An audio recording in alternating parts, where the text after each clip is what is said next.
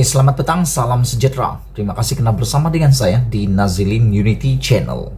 Petang ini kita nak cerita tentang rumah Bonda dan Siti Bainun serta Dera yang melibatkan Bella yang amat mengguris hati seluruh rakyat Malaysia. Cerita ini sudah tiba-tiba diam, tidak kedengaran lagi dan seakan-akan tidak dipedulikan lagi. Namun ada sinar baru yang kita ketahui hari ini. Oleh sebab itu, jangan kemana-mana, teruskan menonton video ini sehingga ke titik akhir video ini direkam. Karena ada maklumat yang hebat, luar biasa yang mungkin Anda perlukan. Walau bagaimanapun, pada petang kemarin, ada satu berita yang lebih baik yang mengatakan bahwa beberapa orang artis telah mengambil inisiatif untuk sama-sama kolaborasi, sama-sama mengambil berat tentang kes Bella ini. Dan kita juga tahu sebelum ini, Tengku Mahkota Johor TMJ telah mengambil inisiatif yang luar biasa.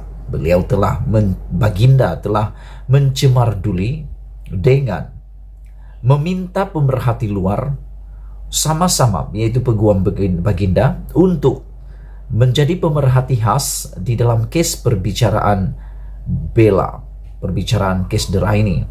Dan saya pikir ada keraguan daripada TMJ sendiri tentang hal ini sehingga Baginda sanggup mencemar-duli untuk membenarkan peguamnya untuk menjadi pemerhati. Karena pada pendapat saya ada sesuatu yang tidak kenal dengan kes ini. Menjadi perbicaraan di dalam media sosial oleh netizen adalah siapa sebenarnya dalang di sebalik penubuhan rumah Bonda ini. Dan ada juga netizen mempersoalkan apa motif sebenar rumah Bonda ditubuhkan.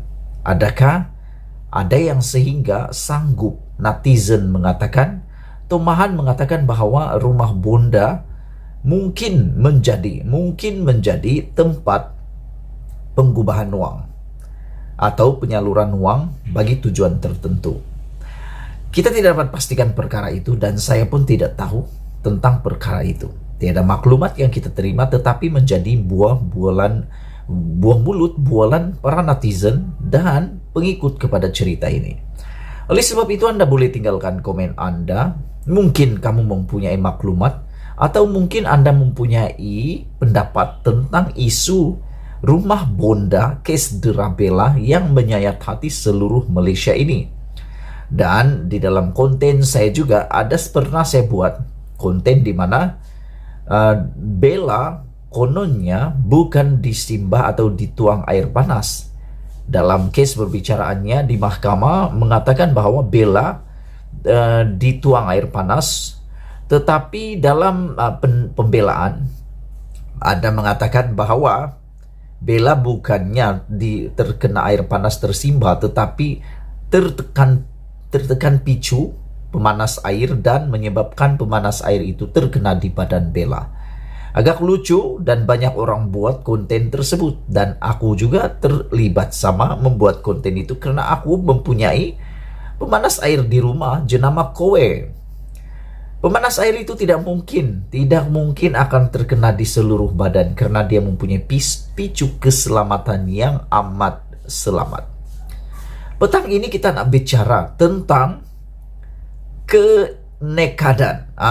Nekadnya Siti Bainun dan rumah Bonda mengambil tindakan undang-undang menyaman kerajaan. Dengan begitu beraninya Siti Bainun melalui rumah Bonda telah menyaman kerajaan dan defendant ataupun planatif. Orang yang disaman itu adalah pengarah Jabatan Kebajikan Masyarakat Wilayah Persekutuan Kuala Lumpur. Rumah Bonda telah menamakan pengarah tersebut sebagai orang yang disaman kerana menurut rumah Bonda atau Siti Bainun, rumah Bonda tidak adil diperlakukan seperti itu sehingga ditutup.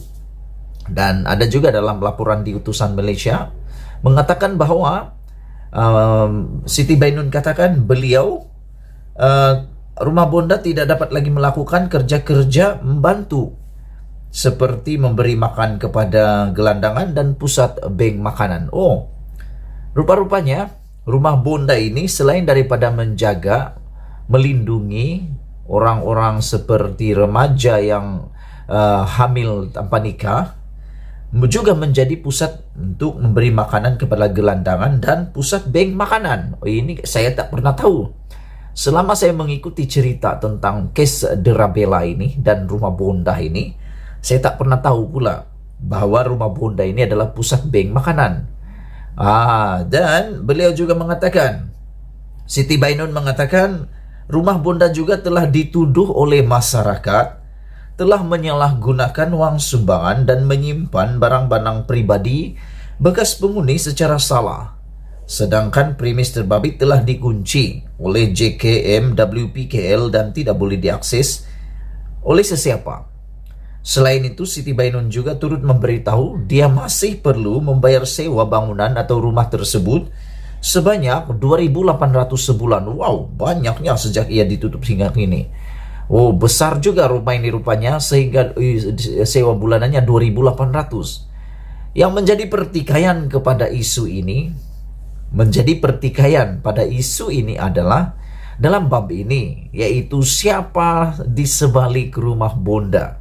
Dari mana rumah bonda mendapat uang yang banyak 2.800 sebulan untuk membayar sewa? Itu baru sewa.